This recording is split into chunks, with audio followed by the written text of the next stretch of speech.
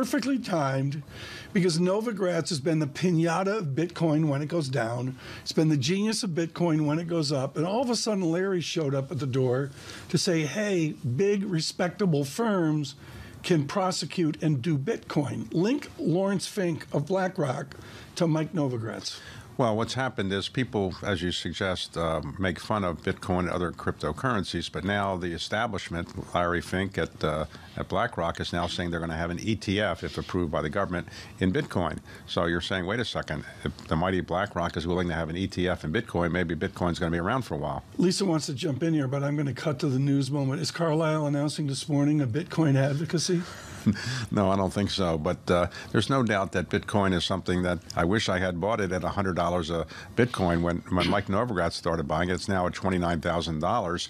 So he's made a lot of money. And a lot of people who bought it at the $100 or less are feeling pretty good. Now, it went up as high as 61,000, I think.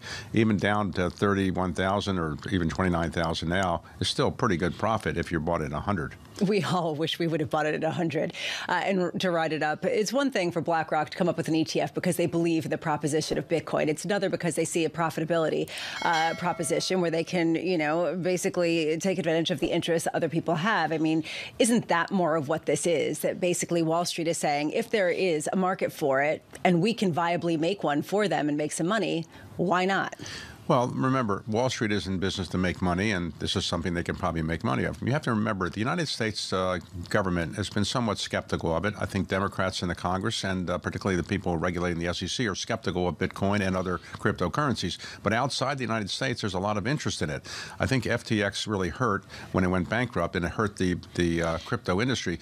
But a lot of people around the world want to be able to trade in a currency that their government can't know what they have, and they want to be able to move it around, rightly or wrongly. And so I don't think Bitcoin is going away. I think the Republicans on Capitol Hill have been pretty supportive of it. There's a difference between having a seamless cross-currency payment, basically saying that instead of going to Western Union, I can go and just transfer something in Bitcoin if it has a stable enough price. That's one proposition. But the proposition of Bitcoin as a store of value that could kind of be bid up the way that gold or silver could seems to have been parked with the advent of yield suddenly that you can get for actual money. I mean, isn't that sort of the feeling that you're getting?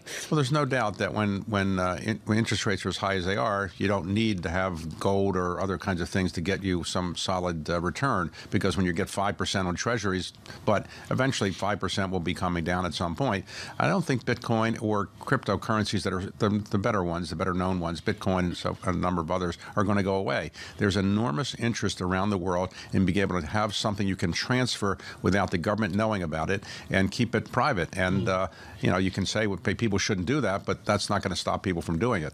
Mr. Novogratz on Mr. Gensler, what did he say about the efforts of our chairman of the Securities and Exchange Commission? Well, Gary Gensler, who's the chairman of the SEC, is not a big fan of cryptocurrencies. I think that's fair to say. But he lost a major case recently in court where he was trying to argue that one of the cryptocurrencies, Ripple, was a security, and he lost that case. So I think the SEC has not been able to convince at least the government yet, or at least the courts, that cryptocurrency is such a dangerous thing. And I remember a lot of people in the government now are thinking that Gary Gensler won't be the chairman of the SEC forever. That's where I wanted to go. I mean, these guys just wait him out, right? I think that's a strategy that's very popular in Washington, waiting out regulators you don't like.